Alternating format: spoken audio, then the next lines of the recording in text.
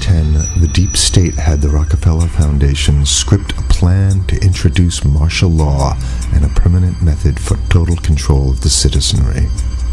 In this plan that they disguised as an academic scenario, as they called it, the method they would use to gain complete prison-like control of the entire population was to infect them with a devastating biological pandemic, and then, under the guise of protecting us from this threat, they would be free to implement their final solution, a prison state. The prison state that they need to keep their grip on power. As usual, the fascists disguise their crimes as helping us, and as is typical of this new type of fascism, they always make the claim that we the people are begging them to have more and more control over us. As you watch this video, remember that the deep state concocted this scheme in 2010 as a quote-unquote simulation of what is to come. The following is proof that the deep state is behind these viral pandemics. Absolutely positively, pandemics are now the tool of choice for the fascists, known as the deep state, and the private contractors that they contract these pandemics out to.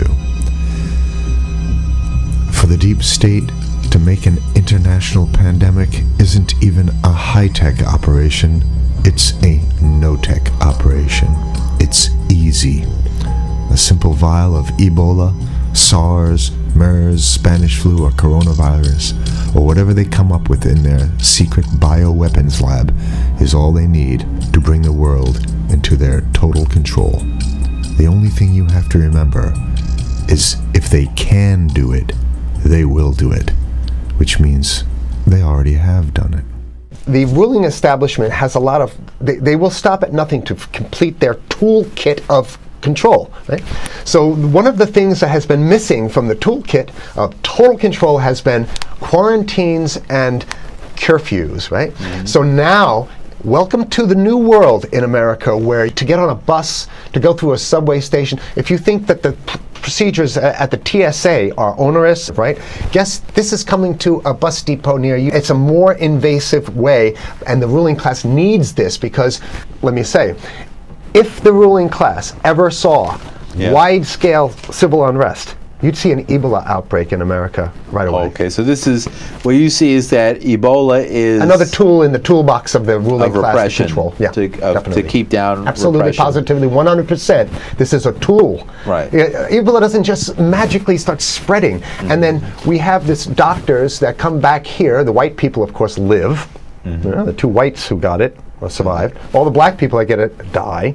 Right? It's very possible that these one of these NGOs over there is going around with a veil of Ebola or spreading it from a small plane onto villages. The point is to get hundreds of thousands of people infected with it and create the next phase of control. Now, one of the things I'd like to show to back up my my claims here. Here's a document from the Rockefeller Foundation. Rockefeller Foundation, right there. You can zoom in on that, where my finger is. It's called Scenarios for the Future International Development, the Rockefeller Foundation. All right. Okay. Let's take a look at what they're saying here. This is something like a 50, 60-page document. I'd like you to go to page 18, if you can look at this up on the internet, but I'll read it off to you. It's called lockstep, lockstep. And this is a phrase that I used right after 2001 when I saw the entire system of the United States, including the population, were in lockstep. So the Congress went along, and yes, it was Osama bin Laden, and the people waved their flag and said, I hate, hate, hate, hate, and everything was in lockstep. Well, in 2010, they published this, Rockefeller Foundation, and here's what they're saying.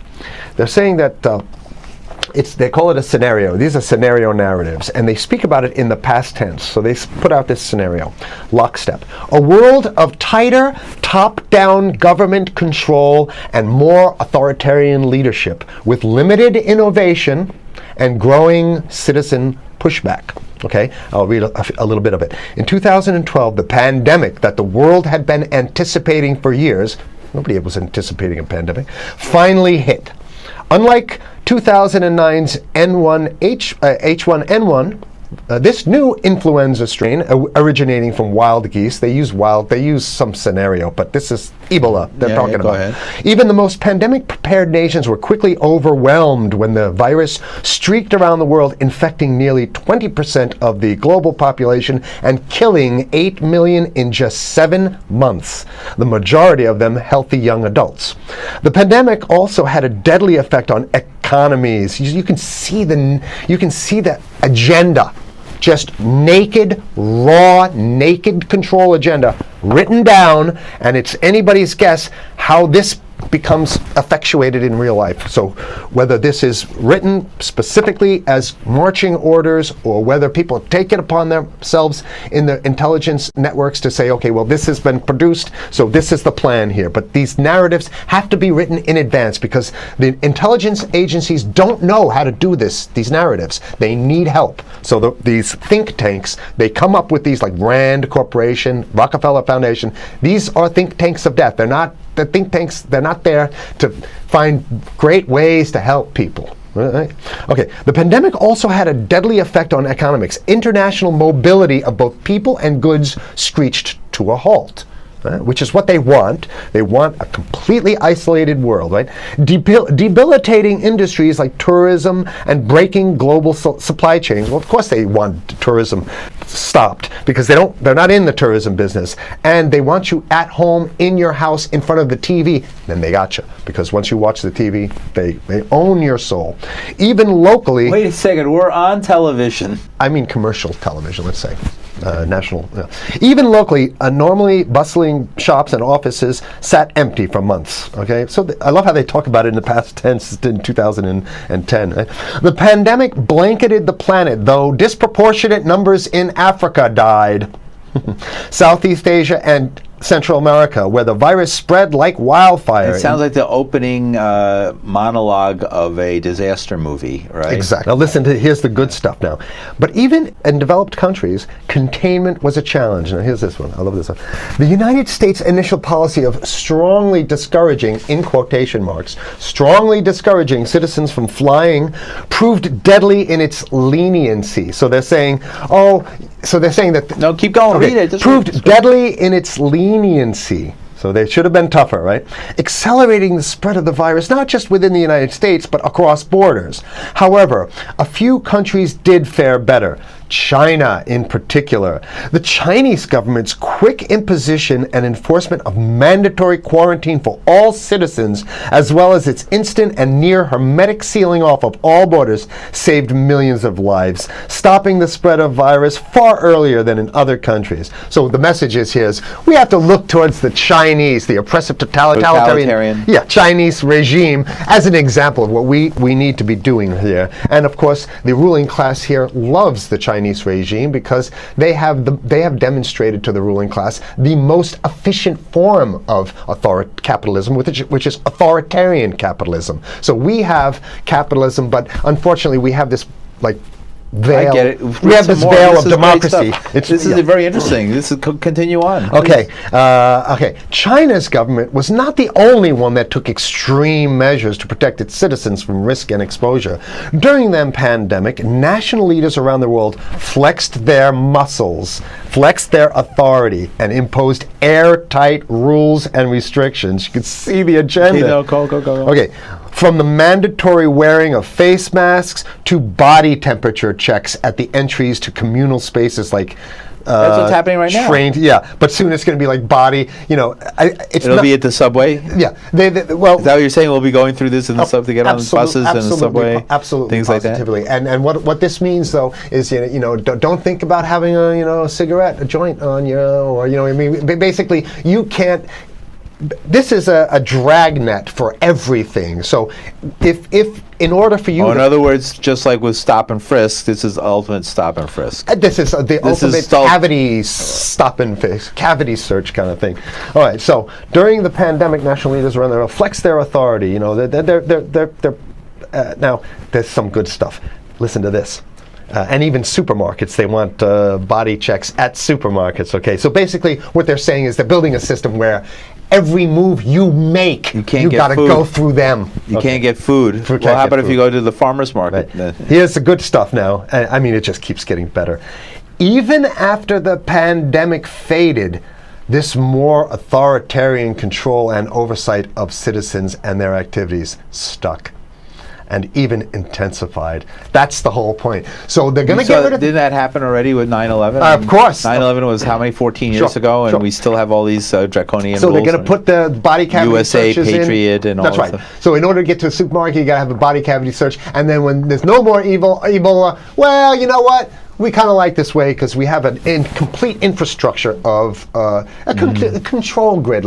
In order to protect themselves from the spread of increasingly global problems, from pandemics and national terrorism to environmental crisis and rising poverty, leaders around the world took a firmer grip on power.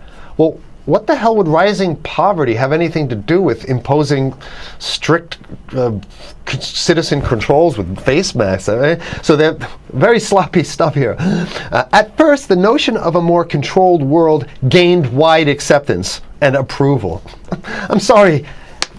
Nobody likes this stuff. They're just saying it.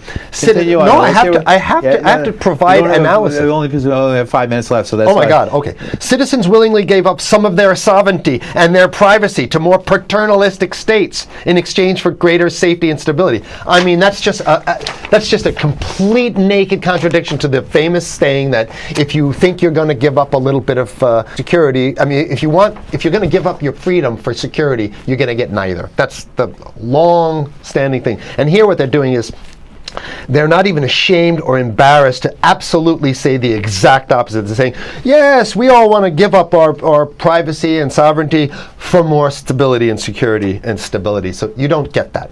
When you give it up like that, you get the shaft. Can you show us the cover again of what you were just reading? One more time, and then I have two more documents. Right, this is what we were reading here, and just zoom in a little bit so folks can see it. He'll zoom in, don't worry, you can relax. All right. And scenarios for the future of technology and international development. Okay, now I have two more documents. Keep it zoomed. We have the National Security Memorandum of December 10th, 1974. This is Henry Kissinger's brainchild. The National Security Memorandum number 200. You can look that up on your internet. I'll summarize it. He says that there's too many people, we got to get rid of the population. So to answer your question. Oh, from earlier. Yeah, he says, he used the word depopulation, which is different. Depopulation means killing people that already exist, and it's to get the minerals, because we need the minerals. And here's another one. The CDC has a patent on Ebola. They patented it. Yeah? Right. So basically, if you want to get a cure for your Ebola, you got to go. It says it right up here, right? It says human Ebola virus species and compositions and methods thereof, and it's a patent. It's a patent. They patented the main strain plus something like 17 other strains of it. So they own it now, and I don't know how exactly you can own that, but apparently they've done the same thing. Yeah, I didn't think you could own a natural. Yeah, you can. They've, I guess the main thing to finish off this show is this: that they want to get more control, more and it's going to be curfews and quarantines. So what I'm saying is that unless the American people start to get some new way to revolt, a new way to organize, new way to protest, unless we can break through the apathy, because that's what we have here, then it's going to be a slave state here. The ruling class doesn't seem to have too much resistance. They're getting everything on their Christmas shopping list, and they've been wanting quarantines and curfews for a long time. Now they got it. And if you want to live in a world where you're tricked into all this stuff because it's for your safety, right? And if you want to have a probe and make sure you got to check your pockets, make sure you don't have anything incriminating on you before you go out, and when you step out of your house, you want some police there to monitor and see what you're doing. If that's the world you want to live in, be apathetic, don't do anything. You're going to get that world very soon. It's coming your way, definitely. Mm-hmm. Yeah. So what should people do? What's the hope? You have 30 seconds. To wake up, learn about it, and go fight these bastards in Washington. They're easy to beat. If we can just organize, we can beat them. It's simple. They're weak, and there's so few of them.